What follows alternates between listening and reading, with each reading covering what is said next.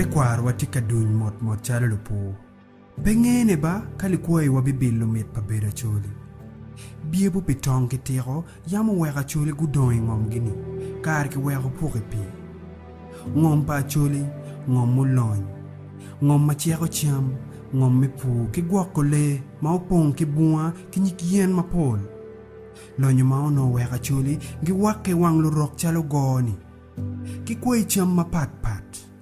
Dek la kili, uyoro, udwe, toki, dek ngo, ubol, acholi wunye pe alara wunye ki bot kake mukeneni. Pur dira, awak, aleya, merie mukeji. Miela piri, achut, lukeme, meripu lukaka, acholi kuo kimien, acholi to kimien, kono lwen, to, ke unyochona. We kimiel, ena ibuk pakaka choli. Udodo ki coach, ena ye peny la pim rieko. Wang o ki otedo, ena ye kapunyo kwere, palutien acholi. Acholi pe wany. Karamalo wat, karamalo pet.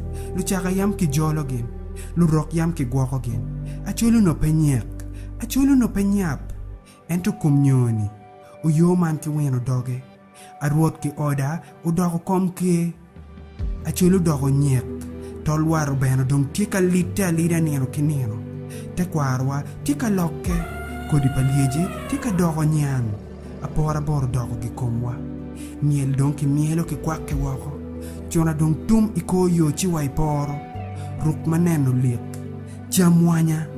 Ngat man ki uchandane ichie. Chiman ni don lobo. Kunwa tika dene ki tunkutienwa. Pindo chido wako bot lukakana. Topping mandong tika poro chalo game. Gweno kaput pe yao kok. La tuak kaput pe yao tuch.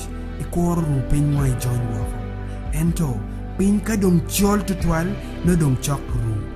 Kineno makwiri, St. John Paul II College petika umuwang kichingi. Bien yak madiak, ena ye twenye yot. Mwaka ki mwaka, no chukul man tika piyo chun lutieno me piem ikit me Tekwaro. Magai ponye mapol, petika neno ne chalo gima piere te. Lutela, luponye, lutieno kwan, walutedo, me St. John Paul II College, gimine, me yilo Tekwaro Pa Acholi mana, ki chopo tich mayam kwere wagoyab. Kwere wayam gigwako loro. Iyo achel no, St. John Paul II College, miyo kar ki loro. Wanyole me lobo mokeneni dujo, me bedo ki yum chwin ikingi.